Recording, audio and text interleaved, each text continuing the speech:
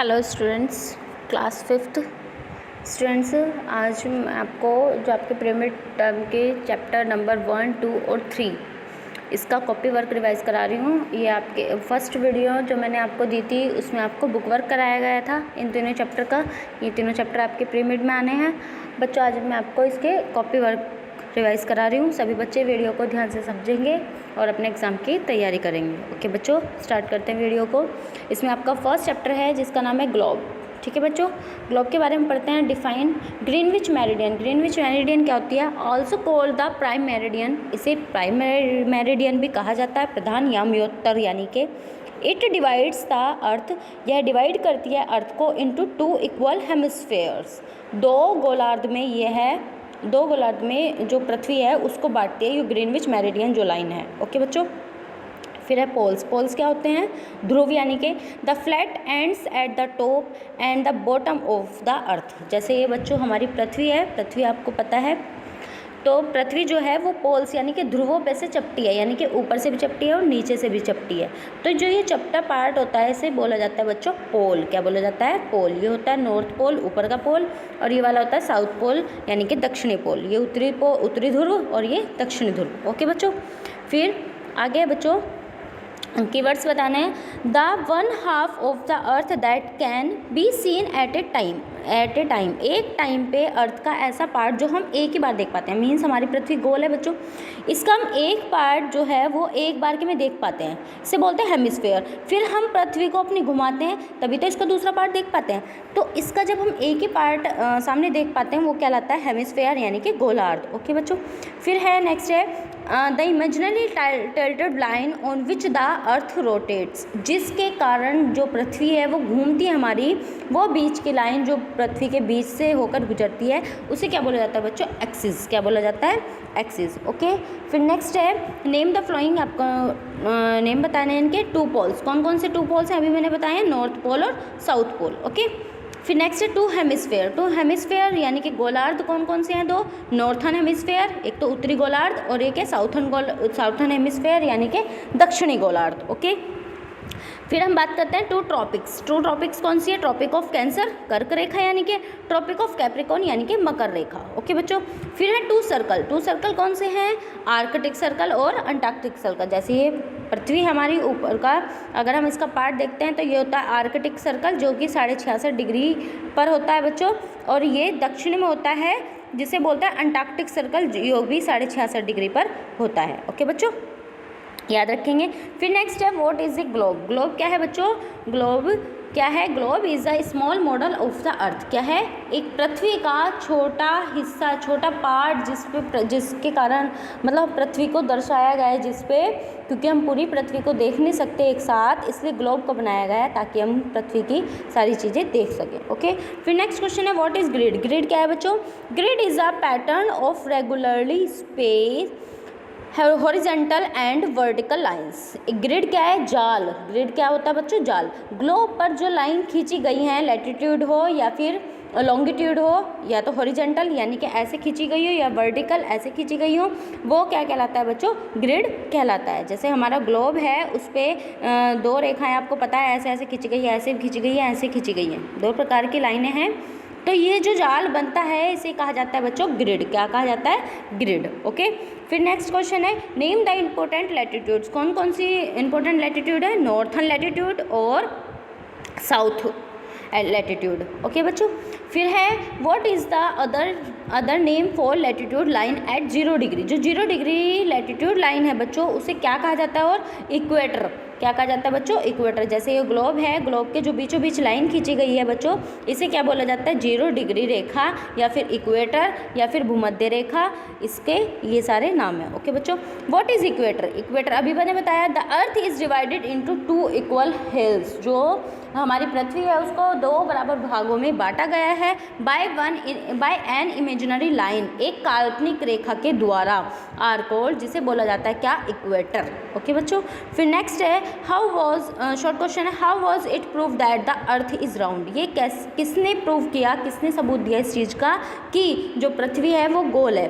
Ferdinand, याद रखेंगे नाम, फर्डिनेंड मैगलिन मेड अ व्योग, इन्होंने एक व्योज बनाया अराउंड द वर्ल्ड इन 1522, उन्होंने एक यात्रा की, यात्रा करके देखा 1522 में, विच प्रूव दैट, जिसके ज़रिए उन्होंने यह प्रूव किया कि पृथ्वी जो है वो गोल है। Okay, how is a globe help us, जो ग्लोब होता है वो हमारी हेल्प कैसे करता है। ए ग्लोब हेल्प्स अस, वो हमारी हेल्प करता है टू स्टडी ज्योग्राफी, ज्योग्राफी को पढ़ने में।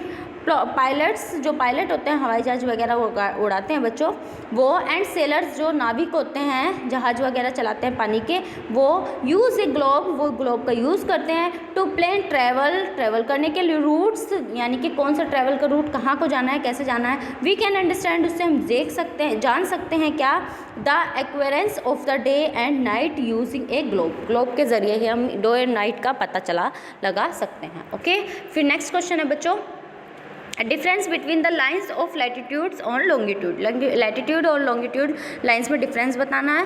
लैटिट्यूड लाइन क्या होती है, वो latitude are imaginary lines drawn in the east west to direction, जो ईस्ट से वेस्ट, वेस्ट ईस्ट खींची गई हैं बच्चों, ऐसे ऐसे जो ग्लोब पर लाइन खींची जाती हैं उन्हें बोला जाता है लैटिट्यूड्स। क्या बोला जाता है बच्चों, लैटिट्यूड। अब हम बात करते हैं लॉन्गिट्यूड्स की, यानी कि देशांतर रेखाएं। लैटिट्यूड को बोला जाता है अक्षांश रेखाएं और लॉन्गिट्यूड को बोला जाता है देशांतर रेखाएं।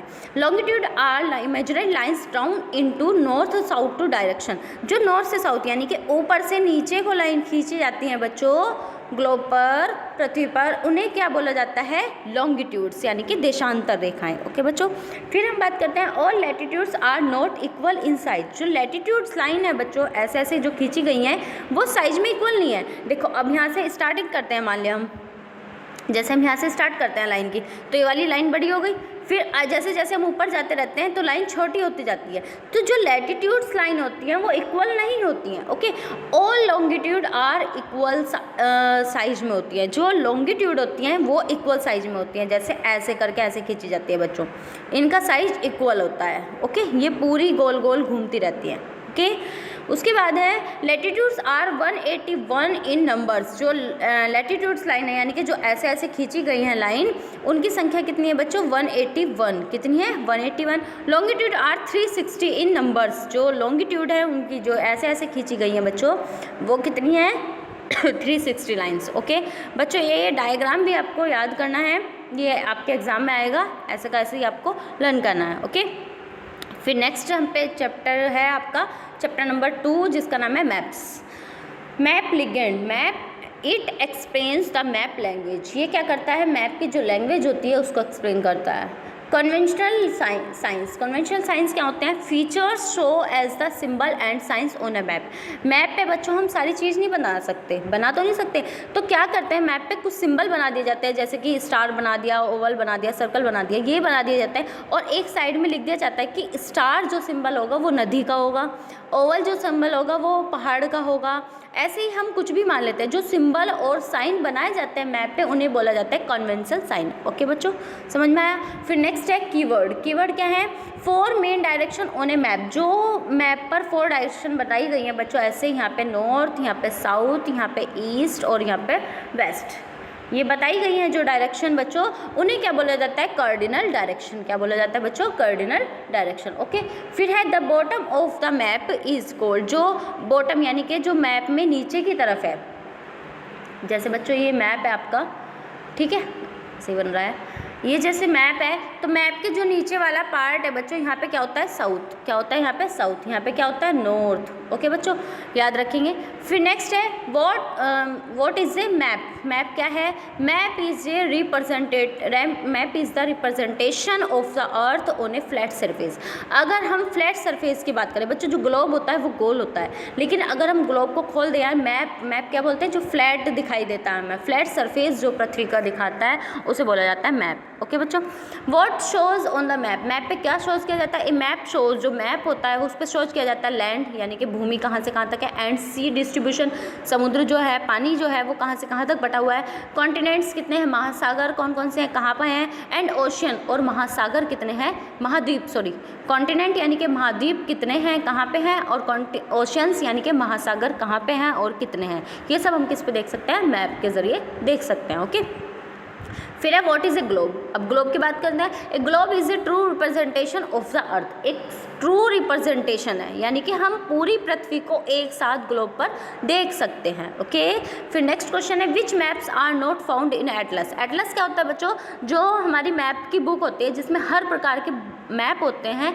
उसे बोला जाता है एटलस। अब इसने कहा है कि एटलस में हम कौन से मैप्स एटलस में नहीं होते हैं, एटलस की जो बुक होती है, मैप्स की जो बुक होती है उसमें कौन से मैप नहीं होते, कौन से नहीं होते, रोड मैप्स। ओके बच्चों, याद रखेंगे जो रोड मैप्स होते हैं वो एटलस की बुक में नहीं होते हैं। नेक्स्ट क्वेश्चन है right the name of the cardinal direction, cardinal direction कौन सी होती है, नॉर्थ, साउथ, वेस्ट और ईस्ट। ओके, फिर नेक्स्ट है right the uses of A map, map का यूजेस किस में किया जाता है, map is very useful for us, map can be folded, जो मैप है वो हमारे लिए बहुत ज़्यादा ज़रूरी है, मैप को हम क्या कर सकते हैं, फोल्ड करके रख सकते हैं, रोल्ड करके रख सकते हैं, एंड कैरिड, और उसे आसानी से उठा सकते हैं क्योंकि हल्का सा होता है। They give a clear picture of the अर्थ, ये पूरी मतलब पृथ्वी की जो हिस्सा हम देखना चाहते हैं पृथ्वी का वो क्लियर हमें दिखाता है, and we can also preserve information content in the map, और हम पूरी जो इन्फॉर्मेशन होती है वो मैप पे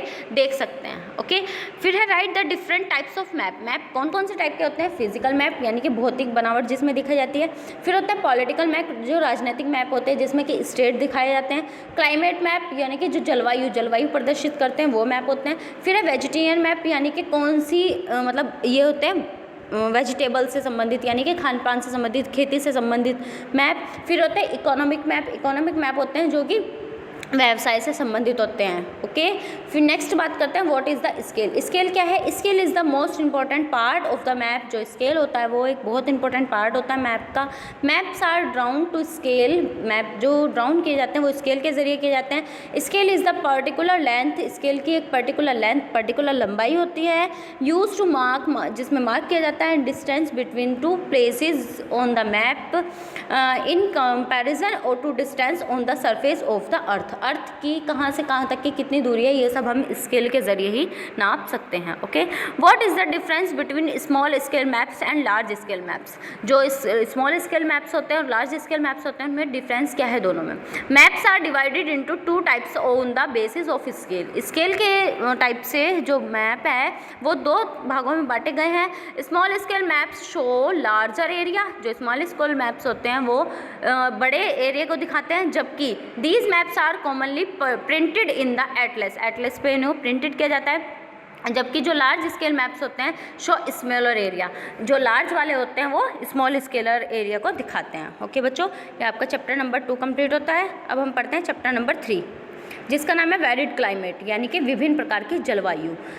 डिफाइन करते हैं पहले क्लाइमेट, क्लाइमेट क्या होता है बच्चों, जलवायु, द एवरेज ऑफ वेदर, मौसम का जो औसत है वो सब, over a long period of time, बहुत लंबे समय तक जो भी यहाँ पे चलता है मौसम उसे क्या बोला जाता है, क्लाइमेट। ओके, एल्टीट्यूड, एल्टीट्यूड क्या होता है, height above the sea level, जो हाइट नापी जाती है सी लेवल, समुद्र की जो ऊंचाई मापी जाती है वो कहलाती है एल्टीट्यूड। ओके, फिर नेक्स्ट है कीवर्ड्स है the condition of the atmosphere over a short period of time, जो कि क्या होता है बच्चों, वेदर यानी कि मौसम जो कि शॉर्ट पीरियड शॉर्ट टाइम के लिए होता है, जैसे कि आज सुबह हमें थोड़ी सुबह को सर्दी लगती है, फिर दोपहर में बहुत तेज़ धूप निकल जाती है, तो जो थोड़े समय बाद चेंज होता रहता है वो कहलाता है बच्चों वेदर यानी कि मौसम, जबकि जो क्लाइमेट होती है वो बहुत लंबे समय तक चलती है। Okay, the region between the tropic of cancer 23.5 degree north में in the north and the tropic of capricorn 23 south in the south, जो कि मतलब कर्क रेखा है 23.5 डिग्री पे नॉर्थ में, और मकर रेखा है ट्रॉपिक ऑफ कैप्रिकॉर्न